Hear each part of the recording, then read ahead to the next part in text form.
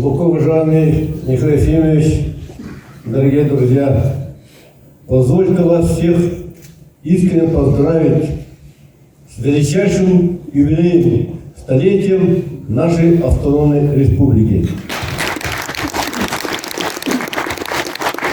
В этот замечательный день мы должны дать дань величайшего уважения хангаласскому улусу,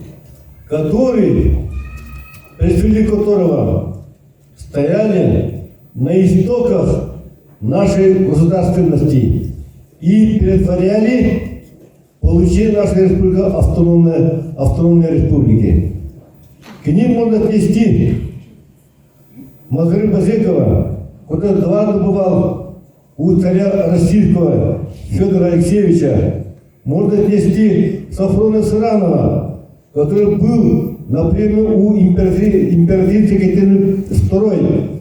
К ним можно отнести Шадрина Ильи Максимовича, который единственный якут, который был принят тремя российскими императорами: Екатериной II, Павлом I и Александром I.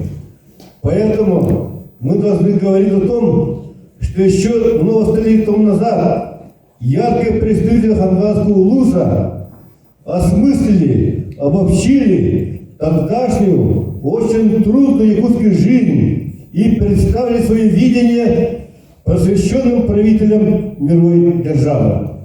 Наступает 90-й год, и на благословенном берегу Великой Лены, на простор долины Эркяни, родился выдающийся сын якутского народа, предопределивший судьбу нашего якутского народа, нашей республики. Это Михаил Ефимович Николаев. Поздравляю его с этим юбилеем.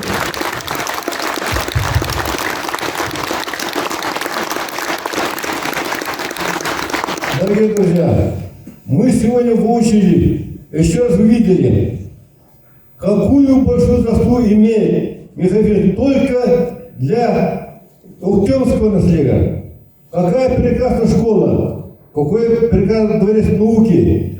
Это все благодаря Михаилу Ефимовичу. Поэтому, дорогие друзья, позвольте пожелать нашему первому президенту здоровья и чтобы он еще трудился для процветания не только Ухтемского наследия, Хангаласского улуса, но и всей нашей республики. Всех привет!